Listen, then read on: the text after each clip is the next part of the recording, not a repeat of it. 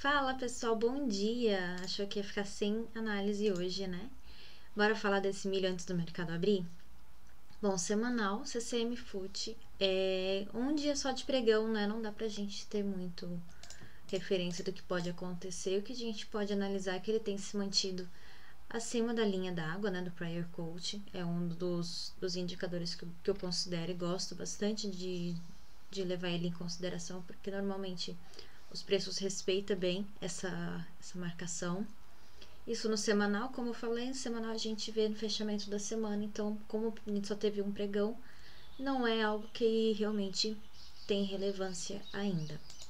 No diário ele parece estar querendo formar um pivô de alta, ele veio testar, se a gente for ver, foi exatamente essa mesma marcação de fundo que teve nesse fundinho aqui em abril. Ele veio, testou o fundo, ele não conseguiu romper essa marcação desse último dia aqui. Foi no dia, a mínima de 90,78, ele tocou, ele chegou pertinho, se eu não me engano, ele chegou a bater 3 centavos acima. Isso. 90,81 e já logo bateu nesse fundo e virou para cima e deixou um gatilho aí não muito bonito para quem tá vendido. Então, eu acredito que ele pode consolidar nessa região, fazer esse mesmo movimento que ele fez aqui e quem sabe engatar uma alta. E isso eu tô levando em consideração que ele testou, né, esse suporte, não conseguiu romper, não conseguiu dar continuidade, perdeu a força e virou para cima. Porém, no diário ele tá abaixo ainda do Prior Coach, então a gente precisa ficar de olho para ver qual é o andamento dele no decorrer do dia, da semana. Como a gente está falando de uma semana de feriado, pode ser que a gente tenha um pouco menos de liquidez. A gente já teve algumas notícias que influenciaram, impactaram nos preços na semana passada, então essa semana eu acredito que vai ficar um pouquinho mais tranquilo. No CCMN é a mesma coisa, gente. Ele tocou, inclusive tem uma média de 200 aqui, ó, que tá começando.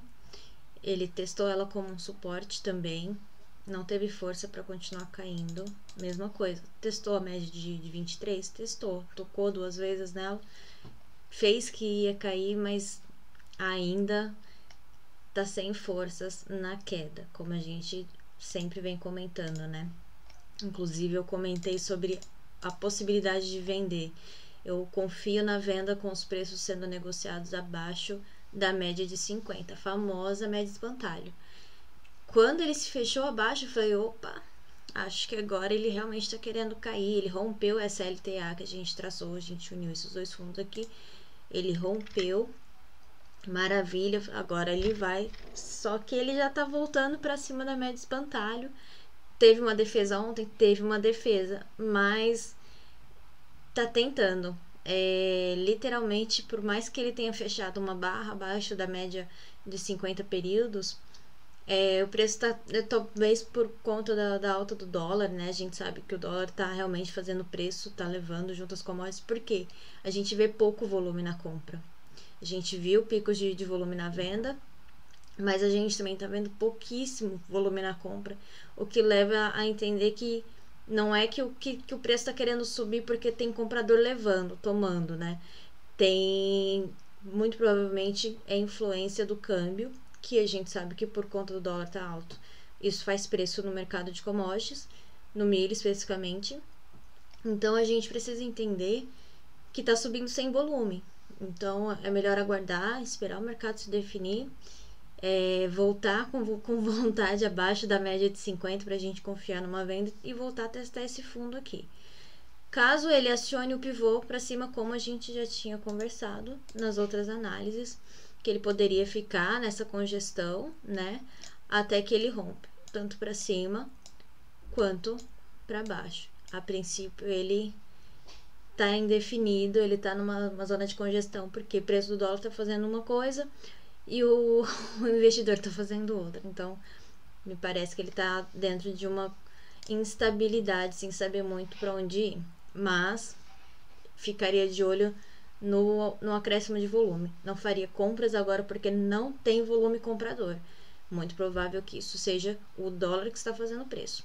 Tá bom? É muito importante a gente olhar. Isso daqui foi o volume de compra. Tá vendo? teve acréscimo de comprador. Aqui a gente não vê, tá bom?